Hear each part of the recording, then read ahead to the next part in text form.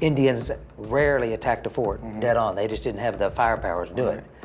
But they lay in wait for you, ready, able, and willing to attack anybody who decided to leave for any length of time. Tim McGraw has just learned that only 3 short years after surveying Isaac's land in Rye Cove, Virginia in 1774, his 6th great-grandfather was dead. Now he wants to know how Isaac died.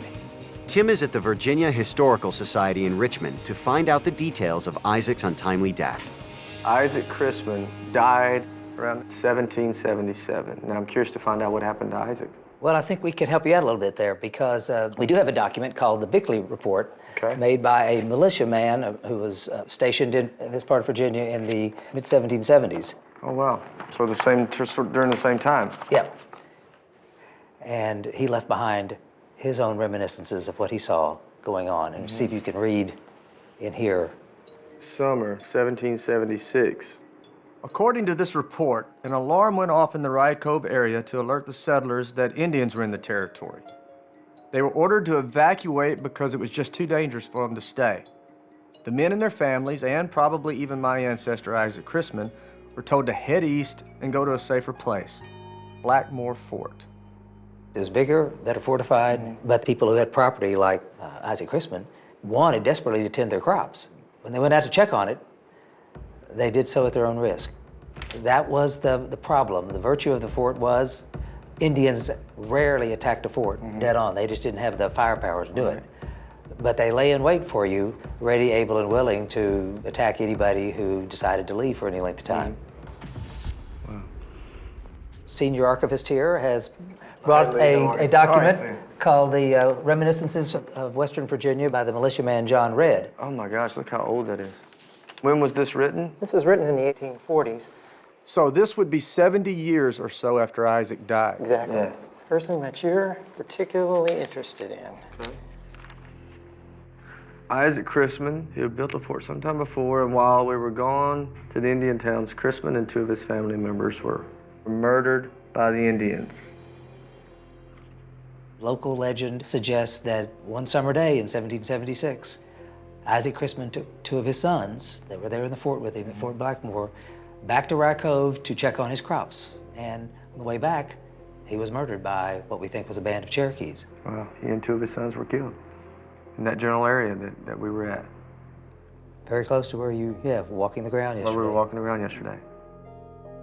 You know, of course you feel bad for the guy, but at the same time, you sort of think that he knew what he was getting into. I mean, he was encroaching on their land. He was sort of out on the edge where not a lot of people were. He sort of playing with fire.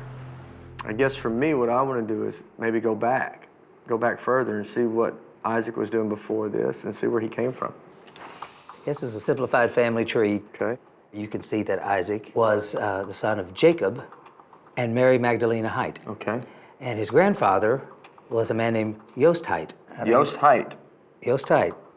Okay. Who was a incredibly prominent, well-to-do landholder in the Shenandoah Valley. I want you to take a look at some of these land deeds we've had pulled here, mainly from the 1730s and 40s. That's a lot of land. Take a look at just some of the individual transactions. Okay, 120 acres here, 7,000 acres, 1,000 acres, another 2,000 acres. These are huge, 62 acres, 300 acres. Do we know how he acquired all this land, where his wealth came from? I think you're going to probably need to go to the Shenandoah Valley to find that out. Oh, really? Okay. Enjoy the rest of the journey. Thank you. You bet. Appreciate it. Thanks for all the help. I just found out that Isaac's grandfather and my 8th great-grandfather was Yost Height. Given that Yost was a landholder like Isaac, it seems like Yost's entrepreneurial spirit was passed down to his grandson. So now I'm heading out to the Shenandoah Valley to see if I can find out more clues about my 8th great-grandfather. I'm meeting with Warren Hofstra, an expert on the history of the Shenandoah Valley. Your ancestor, Yost Height, played a very important role in the settlement of the Shenandoah Valley. Well, I know that I saw a lot of land grants. I'm curious about how that all came about. I can tell you that Yost Height was able to acquire land orders for 140,000 acres. Wow. From the colonial government of Virginia. Wow. I have to tell you something. He didn't actually own the land. What he had acquired from the governor of Virginia was the authority to distribute up to that amount of land to settlers looking for land. And by the requirements placed on him, he had to find one family for every 1,000 acres in the land orders. So he had to go find these families who were willing to move out here, which was the frontier at that time, to move out here and settle 1,000 acres. That's right. But you think about it, once he met that requirement, he could acquire some of the land himself. And he did become one of the largest landowners in this entire valley region. Wow. When I looked at the breathtaking expanse of land in the Shenandoah Valley and the extraordinary role that my 8th great-grandfather played in the settlement of the West, it really hit home.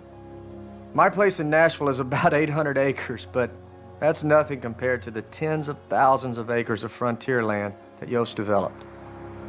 You can understand why someone would come over a ridge and see this and think that this was the promised land.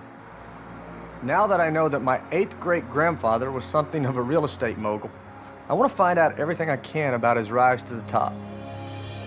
So Warren and I are off to Washington, D.C.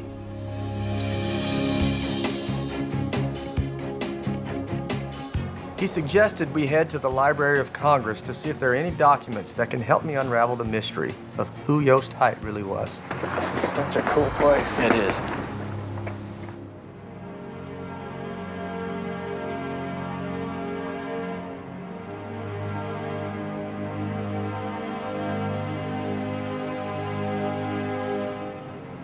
Oh my God, goodness gracious. This is Amazing, unbelievable. isn't it? I've never been in here. I've only seen it in movies. This is the main reading room of the Library of Congress.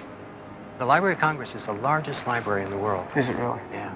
And there are more documents about early American history here than anywhere else. It's a remarkable national treasure. Well, I never thought that I would be here to find out something about my ancestors, that's for sure. Well, here we are. We have someone here who can introduce these documents to us. What do we have here? Is the journal of a young man, in fact, very young, 16 at the time. He's traveling along with his surveying party in the Shenandoah Valley. And what year is this? 1748. 17. Wow. That's old. The entry we're going to ask you to attempt to read is from March 14th, 1748. It's very difficult to read. Faded and aged. It's very faded, but it's so amazing that something could last that long from that far back. Something about bags. So your baggage sent our baggage to the Heights from Frederickstown. Oh, I can't touch it, sorry. It's hard not to touch it, isn't it? What's that say? We dined, well, it says we dined in town and then went to the Heights and lodged. So these are your people. And this is a journal that a young man who was to play a monumental role in American history wrote when he was 16. Do we know who it was?